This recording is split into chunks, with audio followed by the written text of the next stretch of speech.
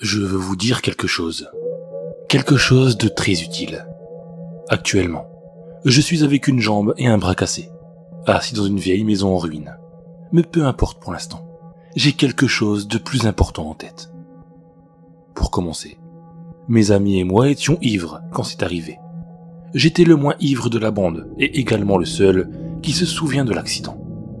Nous étions 4 et tous assis dans un van. Bien que je fusse le plus sobre, ce n'était pas moi qui conduisais, c'était Jimmy. Je sais que la conduite en état d'ivresse est illégale, mais il n'y avait pas de policiers aux alentours. Jimmy nous conduisait dans une mauvaise rue. Et ce fut la dernière fois que j'y suis allé. Il percutait des poubelles et des boîtes aux lettres. Je suppose que j'étais le seul à me préoccuper des dégâts que ça causerait. Andy, un de mes autres amis, a presque ouvert la porte du van en entier et est tombé. On ne l'a pas remarqué tout de suite, et c'est au bout d'un moment que Jimmy s'est arrêté. Nous étions tous conscients maintenant du danger de se faire arrêter. Puis, on l'a vu. On a crié son nom, puis couru vers lui. Mais il ne nous regardait et ne nous répondait pas. Il était juste assis là, fixant droit devant lui. Il était comme gelé, et sa peau était aussi pâle que la mort. Plus loin était cette créature non humaine qui n'était plus notre ami. Il s'est levé et a commencé à se rapprocher de nous. Et nous pûmes noter quelque chose d'encore plus horrible. Ses jambes étaient maigres et décharnées. Son corps était déchiqueté et ses organes pendaient. Il n'avait pas de cheveux et ses yeux étaient exorbités. Quant à sa bouche, elle semblait cousue. Cody, celui à l'arrière, a commencé à paniquer et à hurler à Jimmy de démarrer. Mais il était là, en train de le fixer. C'est là que cette créature a commencé à courir vers nous. Nous étions vraiment affolés, et Jimmy restait là comme un idiot et ne démarrait pas le van. C'était trop tard. Le monstre était en train de grimper sur notre pare-brise. J'ai pris le volant et essayé de l'écraser contre un mur en face. J'étais paniqué et n'y arrivais pas, et nous avons percuté une maison. Cody est alors sorti et s'est enfui par une fenêtre des maisons et nous a laissés en plan. Mais je le remercie d'avoir fait cette action stupide, car le monstre détourna son attention. Il commença à le poursuivre dans l'ombre. Nous entendîmes un cri rauque et nous savions que Cody n'était plus. J'ai réessayé de conduire, mais ça ne démarrait pas. Nous savions que nous devions prendre des mesures désespérées, alors nous avons laissé l'engin pour aller demander de l'aide au commissariat. Mais il y avait beaucoup de brouillard. On ne pouvait pas voir à 3 mètres, ce qui m'intrigua sur le fait que nous n'avions pas eu d'accident. Pendant la fuite, nous avons perdu la trace d'Andy, et je savais que si le brouillard persistait, je perdrais Jimmy également. Nous avons passé un moment à crier son nom, mais il ne répondait pas. 2 minutes plus tard, nous entendîmes un son horrible tout près de nous. Un cri, suivi d'un bruit de chair qui tombe au sol. On a couru aussi vite que possible pendant au moins une demi-heure. Et incroyablement, nous avons entendu une ambulance. J'ai arrêté l'ambulance et nous sommes montés. Mais c'était vraiment bizarre. Comment une ambulance a-t-elle pu nous trouver? Quelqu'un l'a-t-elle alerté? Je laissais tomber. Ils m'ont demandé ce que nous faisions ici, mais un éclair de lucidité me traversa l'esprit. Ils ne croiraient jamais notre histoire. L'ambulance a appelé la police pour nous déposer, et au fur et à mesure que nous arrivions, le brouillard se dissipait. En descendant, nous sentîmes une odeur horrible, comme de l'œuf pourri. Ensuite, nous vîmes le corps d'Andy. Son estomac était sorti, et ses tripes éparpillées, sa figure déchirée, et ses jambes écorchées. Peu importe quelle créature c'était, mais ça prend les tripes et la chair des humains pour les mettre sur son propre corps. Après ça, nous étions forcés de dire ce qui s'était passé, et nous l'avons fait. Jimmy a disparu inexplicablement une semaine après l'accident. J'ai le sentiment que ça me poursuit maintenant.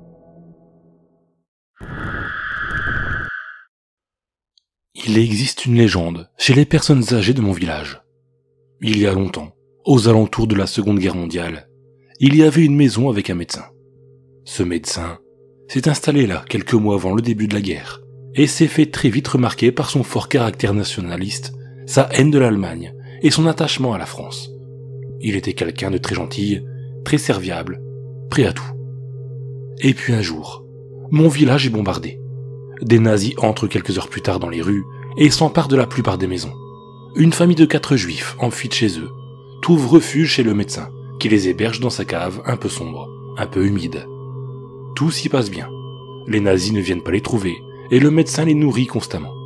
Évidemment, la nourriture n'est pas de bonne qualité.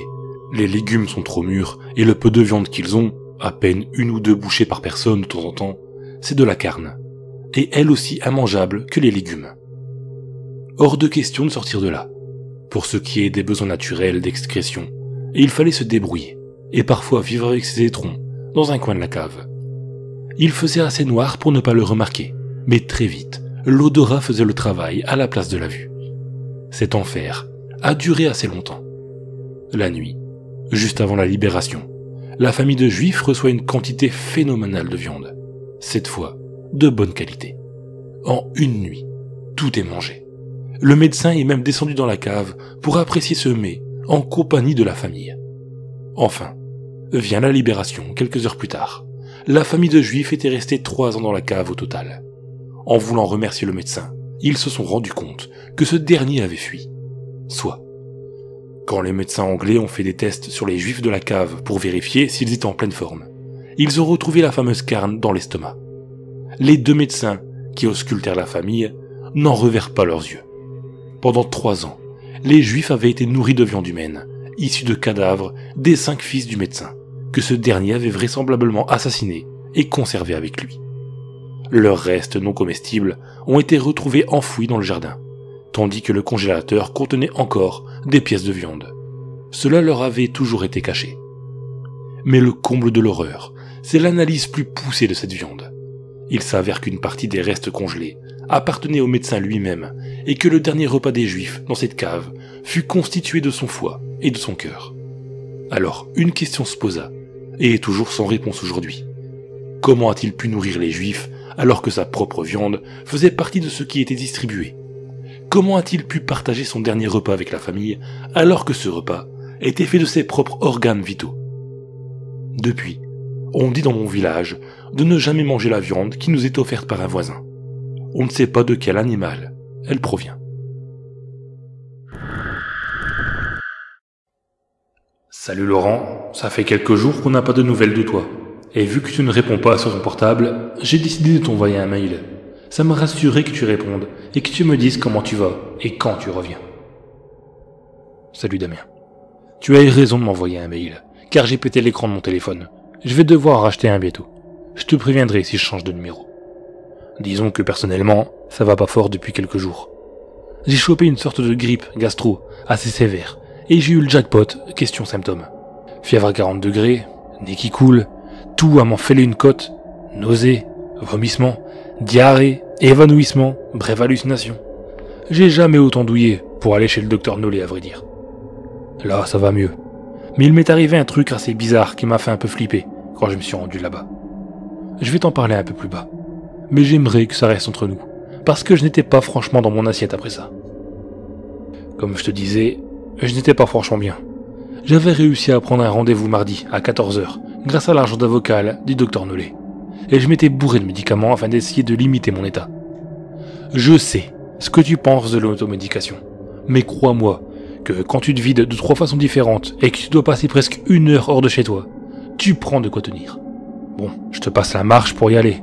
Mais imagine-moi avec un pull, blanc comme un linge, le nez totalement rouge, à galérer à marcher droit et en train de grelotter alors qu'il fait 30 degrés à l'ombre. État à peu près l'état dans lequel j'étais quand je suis entré dans la salle d'attente. Bon, arrivé dans cette salle, je m'installe sur une chaise et j'attends mon tour. Et je n'avais pas mon téléphone, car il était déjà mort. Donc je passais le temps en observant les autres et en essayant de deviner pourquoi ils étaient là. Ouais, on passe le temps comme on peut. Malgré le fait que j'étais arrivé vers 13h30, il y avait bien 3 personnes qui attendaient et qui passeraient sans doute avant moi. Tu connais le doc, il adore parler. Je jette donc un coup d'œil sur les malades devant moi, et je remarque vite une femme d'un âge indéfinissable, avec un teint encore plus pâle que le mien, et une tête à faire peur. Même à plusieurs mètres, je pouvais voir qu'elle avait des cernes bien creusées, un regard quasiment vide, et des lèvres plus bleues que roses. J'ai même pensé qu'elle était morte pendant son attente, avant de remarquer qu'elle respirait. Alors que je la regardais, Nollet a appelé l'un de ses malades en salle, et la femme s'est mise à tousser extrêmement violemment, en mettant son bras droit en protection. Elle portait un genre de manteau long noir, mais après qu'elle ait toussé, j'ai nettement vu des taches rouges dessus. Elle était pâle, comme un mort, et crachait du sang, et elle attendait chez le médecin. Moi, je m'entaille le pouce et je fonce aux urgences. Bref, je me suis forcé à décoller mon regard d'elle, afin de trouver un autre passe-temps un peu moins glauque. J'ai vu qu'il était 14 heures sur l'horloge murale, et j'ai décidé d'ouvrir l'un des magazines mis à disposition. De temps en temps, j'entendais la femme tousser, alors que l'autre malade était plus silencieux qu'une tombe. Il s'est bien passé 10 minutes avant que le docteur appelle le type silencieux. C'était bientôt à moi, et j'espérais que mes médicaments allaient faire effet encore longtemps, car mes vertiges revenaient. J'ai décidé d'adresser la parole à la dernière personne avec moi, pour lui demander si elle arriverait à tenir l'attente. Ça ne s'arrangeait pas. Elle avait des difficultés à respirer, et il n'y avait plus que le bruit de sa respiration difficile qui affirmait qu'elle était vivante, avec sa toux. Au lieu de me répondre, elle fut prise d'une autre quinte de toux, encore plus forte que les précédentes. Un peu gêné, j'ai commencé à sérieusement m'inquiéter pour cette femme, quand cette dernière s'est mise à avoir du sang coulant de ses yeux. J'étais assez perturbé à vrai dire, il y avait quelque chose qui clochait.